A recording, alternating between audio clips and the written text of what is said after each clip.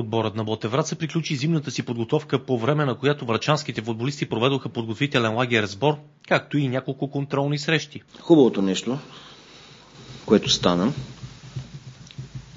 че времето беше с нас.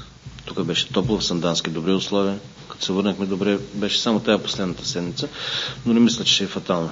Сашо Ангелов подчерта, че тренировъчният процес е преминал пълноценно и футболистите са добре подготвени както физически, така и спортно-технически. Наставникът на врачанския тим обяви новите попълнения. Първият Николай Николов, Тетрополе пристига, Петко Ценовски, Дейвид Пенчев, Иван Коконов. И последният, който привлякме, това е Кирил Михайлов, център на нападател. Ангелов изтъкна, че тимът е добре комплектован, за разлика от есенния дял на първенството, който врачанският тим изкара с 13 футболисти. Старши треньорът на Ботев Враца обяви целта пред отбора. Целите и лятото ще ги казах какви са. Атакуване на първото място, което ти дава директно влизане. Наистина трябва да се въоръжа с търпение, защото дай Боже да няма грешки, но никой не е изключен от тия работи. И още в събота трябва да направим първата крачка.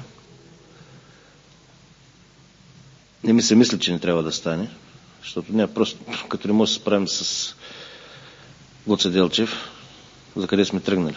Относно предстоящия матч в събота между отборите на Ботев Враца и Пирин Гоце Делчев, наставника на врачани подчерта, че отборът е готов на 100% и ще търси задължителна победа. Откъдето съм тук във Враца, 3 пъти съм играл срещу този отбор.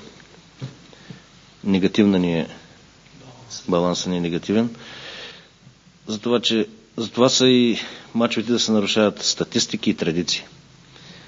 Мисля, че ще го нарушим този път. Ангелов обяви, че групата за мача ще включва 18 футболисти, но съставът ще бъде обявен непосредствено преди двобоя. Срещата между отборите на Ботев Враца и Пирин Гоце Делчев ще ръководи Радам Мирянов. Ще му помагат край страничните линии Димитър Вълков и Александър Атанасов. Двобоят е в събота от 14 часа и ще се играе на стадион Христо Ботев Враца. Отборът на основно училище Васил Левски участва в републикански турнир по футбол на малки врати. Състезанието бе в памет на апостола на свободата Васил Левски и се проведе в деня на неговото обесване. Домакина над преварата бе град Ловеч. Турнирът взеха участие 8 отбора от страната. Според регламента на надпреварата, тимовете бяха разделени на 2 групи по 4, като срещите си играха по системата всеки срещу всеки. В първия двубой от групата съставът на врачанското училище Васил Левски претърпя поражение с 0-2 от тима на домакините от Ловеч.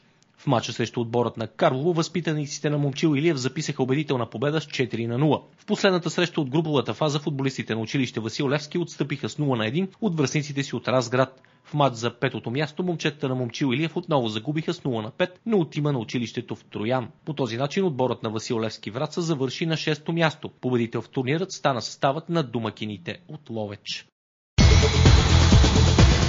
Състезателят на врачанския клуб Ботев 93 Стилян Найденов е поканен за участие в най-престижния международен турнир в България Дан Колов Никола Петров. Състезанието ще се проведе от петък до неделя в бургаската зала Младост. Над преварата ще участват 400 борци от 21 страни. Сред тях личат имената на повече от 20 медалисти от световни и континентални първенства. Гост на турнира ще бъде президентът на Световната федерация по борба Рафаел Мартинети. Врачанският състезател ще участва в категория до 76 кг с хватките при класическия стил. Междувременно стана ясно, че в надпреварата при жените ще вземе участие бившата състезателка на Ботев 93 Мими Христова. Тя ще се бори в свободния стил в категория 55 кг.